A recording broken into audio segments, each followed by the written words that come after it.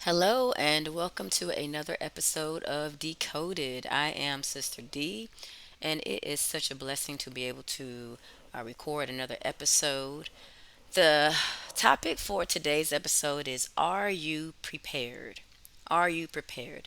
And the reason why this topic was chosen is because there are some very interesting events. There's one event in particular that is upcoming, and some people might know about it, some people might not know about it, but I thought it would be a wonderful idea to help to inform and educate those who don't know about this upcoming event.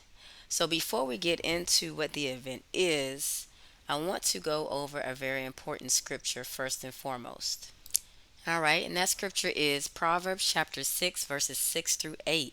And it reads, Go to the ant, thou sluggard, consider her ways and be wise, which having no guide, overseer, or ruler, provideth her meat in the summer and gathereth her food in the harvest. So if we look at different creatures that the Most High created, right? The ant, as we see in Proverbs, the ant knows that a time will come where they will not be able to store up and stock up food. So, what does the ant do? The ant works diligently and tediously to store up food. And they all work together as well. If you ever looked at a line of ants before or a gathering of ants, you will see how well they work together because they all have one goal, one purpose, which is we are storing up now and we're preparing for the future because we know in the future the weather will change. We won't be able to store up. So we are doing it now. And so the ant is a very wise insect. We could definitely take a lesson from the ants. So let's get into today's topic a little bit further. The event that I'm speaking of is the Great American Solar Eclipse. Now, some of you may have heard about this already, some of you may have not. But for those who have not, it is essentially where there will be a solar eclipse that traverses through the US. And this is very um, interesting because 7 years ago, we had another eclipse in 2017. And so we saw it August 21st, 2017, and we will see it again April 8th of this year. So, what does that mean for us? Well, let's find out some more information. 1 month from today, people across the United States are in for a special treat as a solar eclipse will be visible across the entire country. We'll be in the path of totality, though, right here in the tri-state, and this all on April 8th. Dr. Nicolene Weil with NASA says this year's eclipse will be different from the one in 2017. One reason is that more people live along this year's path of totality. Time period of totality is going to last longer than it did in 2017, almost twice as long. And the third thing is the sun is in a heightened state of activity right now. The sun goes through these natural cycles, and right now it's going to have more magnetic activity. And so the corona, the atmosphere of the sun that peaks out around the moon during totality, might have more complexity than it did during 2017. Weil also reminds people to plan for safe ways to view the eclipse, including getting eclipse. All right, so you just saw that news clip about the eclipse on April 8th of 2024. There are a lot of different points that I could highlight and speak about. And as you can see, the average person might be excited, might be nonchalant, might be apathetic, might be frightened. There might be a different range of emotions as it pertains to this eclipse. But I want us to remember who we are and whose we are, and that the Most High is not the author of fear. There are, however, three very important key takeaways when it comes to this eclipse that we must keep in mind. And I'm going to go by them and through them one by one, right? So let's get into the first one. All right, the first key takeaway is this: that the eclipse is actually the second one in 7 years, right? As I mentioned before, the first one was in 2017. This one is this year, 2024. We know that biblically speaking, seven is a number of completion. That means the Most High is completing something. It also makes an X over the US. And the reason why it's called the Great American Eclipse is because it traverses throughout the country, right? You can see it from east to west. Now, what does that mean for us as far as spiritually speaking? So, spiritually speaking, we connect it to Hebrew, right? So, if you look at the Hebraic alphabet, we have the letter Tav or Tau. The earliest Paleo Hebrew letter for that would be the T or the cross, right? And then you have the middle, which is more like the X, and then late, and then modern, which is what we see today in more modern Hebrew writing and script. But look at the middle Hebrew period, right, of 1000 BC. You see the X. And we're going to dive into what that X really means because we know with Hebrew, not only do the letters have numbers, but they actually have true meanings, true, deep, profound spiritual meanings. So we're going to find out what that X means today. We're going to find out how the X is connected to the eclipse and what that means for us as far as prophecy is concerned. So let's dive a little bit deeper into the letter Tav. So the Hebrew letter Tav that has a numerical significance of 400, right? And like I said before, it has a meaning. What is the meaning? Well, it means a mark, sign, X or cross, ownership, to seal, covenant, join two things together, or the last. And every single last one of those meanings is highly important and highly profound. Why? Why is it highly profound and important? Well, it shows that America has been marked, that the Most High God has is giving us a sign that He is planning on doing something to or on or through America. It's also a sign of His covenant. He is showing that there is a significant event that He plans on enacting on America. Let's look at the second key takeaway. All right. So, second, we have the fact that the total solar eclipses over the U.S. since the U.S. became a nation in 1776 have been eight. And special credit goes to El Shaddai Ministries for this graph here, for making this YouTube video where I can get this important information from. So if you look at the dates starting at June 24th, 1778, all the way to February, actually all the way to August 21st, 2017, we see that these are very important dates, right? These are dates where the US has seen or experienced a solar eclipse. That's eight. Now, the next one, which is April of this year, that will be number nine. Now, we know eight is usually a number of new beginnings, but nine also has some very vital spiritual significance. But first, let's see why those dates are so important. Those dates are very important because almost every single last one of those dates was encircled around a war. There was a war that took place within or around that same space of those dates. So, what we see is a parallel between solar eclipses and wars. Because, as we know as well, historically speaking, eclipses were omens for something very bad that would happen. That's what a lot of our ancestors believed, and other tribes, other nations believed they were omens of something negative that would happen. So if you just take a look at those dates, there was the American Revolutionary War, American Civil War, and the Vietnam War, all within close proximity, all overlapping the same time as an eclipse in the United States. Coincidence? I think not. Let's move on to number three. Now, point number three, or takeaway number three, is all about location. Let's look at this article here. It says the crux of the eclipse is Little Egypt's 7 year itch. So, this is highly significant because the eclipse that happened in 2017 merged with this eclipse in 2024. The crux or the center of that eclipse is over an area in Illinois called Little Egypt. The nickname is Little Egypt. Um, as we know, biblically speaking, what did the Most High God do to Egypt? and why. Right? Egypt was destroyed. Why? Because of how Egypt treated the Most High's people. That's something that's very important to take note of.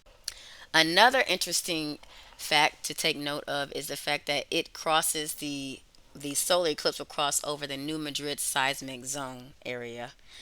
And this was when I discovered this, I was shocked because we know what happens when the Most High is angry at a nation or judging a nation. What happens? Well, one thing that can happen is an earthquake, right? His wrath causes natural disasters. And so the fact that this happens in the New Madrid seismic zone is very telling and is very it's interesting, it's intriguing to say the least. So what does all of this mean? Because I've highlighted a few different things, a few different points and facts. What does this mean? Well, my opinion, my humble opinion, it means judgment. America is under judgment, and the Most High is showing you signs of his judgment. We have to realize and remember the fact that every empire eventually falls. Every single last one. There's no empire that lasts forever. That's not the case for any other empire. So it's America's turn. That's the way I see it.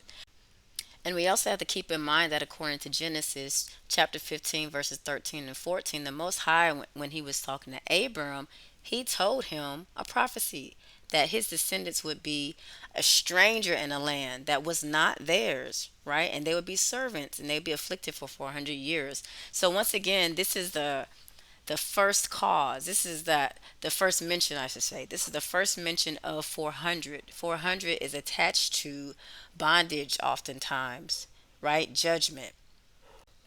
Now let's look at how America is declining because some people might be in doubt about America's decline. Well, first and foremost, we have five different ways, and this is taken from The Hill, an article from The Hill. Number one is uncontrollable U.S. debt. That's pretty self explanatory. Number two is low student achievement. It seems like with the influx of technology, unfortunately, that is causing a detrimental consequence to students and academics. Number three, increasing income and wealth inequality. That has been the case pretty much forever as far as the US history is concerned, but it's not improving. It's actually worsening. So we're starting to see more of a gap between the rich and the poor, right? Number four, the loss of American identity and patriotism. More and more people are not really excited or patriotic or, proud of being an American because of her atrocities and because of what she continues to perpetuate. And number five, widespread belief that our political system is broken. Um, that is definitely increasing as more people are becoming apathetic as well when it comes to voting, presidents, local voting, the government in general. They've just lost hope in that. But with all that being said, we must remember something very important, right? We know that this nation is being judged according to many different biblical examples. All right, so there are many different versions here, but I will just read the New International Version of Isaiah chapter 3, verse 4, and it states, I will make mere use their officials, children will rule over them. So that is a judgment, right? Making mere use, that means leaders who are incompetent and maybe even childlike. Is that what's going on with the U.S. right now? I'll let you answer that rhetorically, huh? Think within your mind and answer honestly. Is that happening? Right? And women as well, right? If you think about, there's some other scriptures in Isaiah that say that women will be their rulers as well. But making sure that the rulers are a reflection of the society is what the Most High would do as a way of judging and punishing Israel. So that is definitely a telltale sign that a nation is being judged. If you have incompetent rulers or leaders who are not fit to be in those positions, women as well, women being rulers over nations, that is a telltale sign. And that's a way you know that a nation is um, under judgment by the Most High. So, what do we then do with that information? What do we do? We must be prepared. Two extremely important and significant words. Be prepared. While the rest of the world is, being distracted and focusing on politics and entertainment and sports and all these other things, we must stay and remain focused on what matters most. That is the Most High Yah, right? We must be prepared. So, how are we to prepare? Well, Proverbs chapter 22, verse 3 says, "The prudent see danger and take cover, but the simple keep going and suffer the consequences." So, you have to make a choice. Do you want to be prudent and wise, or simple and foolish, right? This video, this episode is an example of giving you a warning about preparation and about being aware and making the necessary plans. We must also remember something that's very key as well, that although we can prepare physically, the most important preparation is the spiritual, it's the invisible preparation. According to Isaiah chapter 26, verses 3 through 4, it says, "You will keep in perfect peace those whose minds are steadfast because they trust in you. Trust in the Lord forever, for the Lord Himself, is a rock eternal." We must remain in good standing with the Most High. We depend on His grace and mercy every day. Yearn for Him, seek Him, search Him, and He will direct your paths. Also, He wants us to be active in the physical realm because we know that faith without deeds is dead. So we have to do some things, right? If you want to prepare for what could happen, once again, this is not a prediction video. This is more of a preparation video of what could happen. I am not a prophetess at all. I'm saying I see some interesting signs, and it's better to be safe than sorry. So, you see, there's a backpack with different items that would be necessary just in case there is something, maybe a blackout or earthquake or whatever.